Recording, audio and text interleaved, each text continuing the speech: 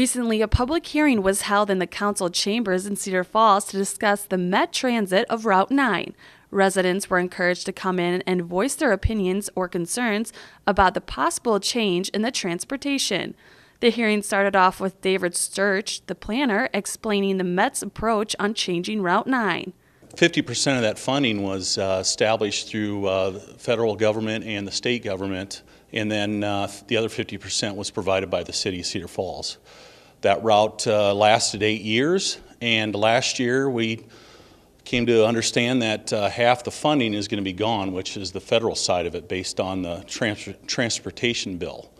As you can see, the transportation bill plays a huge role in dictating how Route 9 transit is funded. Route 9 services from downtown Cedar Falls area through the University of Northern Iowa campus, all the way to Cedar Falls Industrial Park. Mark Little, who is the general manager, explained the history of Route 9 functioning in Cedar Falls for over 8 years now.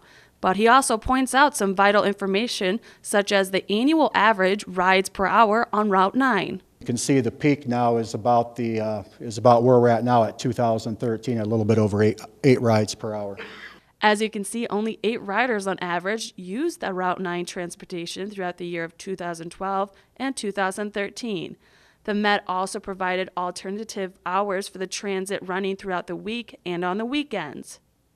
Well, the reason we had the current schedule and then the options is to reduce the cost, to see if we can get the cost down and provide service to at times when most people needed it. I still think it's when we reduce hours of service in the morning or late afternoon, it's going to affect somebody. What we tried to do, we were directed to reduce the cost, to come up with something reducing the cost that had the least impact on the people using our services. Some residents voiced how they depend on Route 9 transit on a daily basis, which is exactly why this public hearing was held. What happened today is what I expected, is to hear folks in Cedar Falls here who ride public transportation tell their story about how they need the bus and how they need to keep the service. And without it, it's going to be very difficult to just provide their everyday duties that they need to do.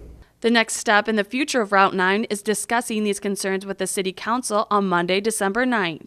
I'd like to come out of that meeting with the council funding the route the way it is. We're in the transportation business, and you know, we serve the public in this area, and Cedar Falls and Waterloo created this company. I would like to see the service continue, but I also know there's a cost behind it too, and I'm not the one that has to pay for that service, or I'm not the one responsible for that. I know the council and the mayor are. But if I had my choice, the service would continue for the folks who need it out there. If you would like to learn more about the development of this story, residents are always welcome to come to the City Council meetings at City Hall or tune in to Channel 15 Monday, December 9th at 7 p.m. Reporting for Cedar Falls City News, I'm Bridget Reedy.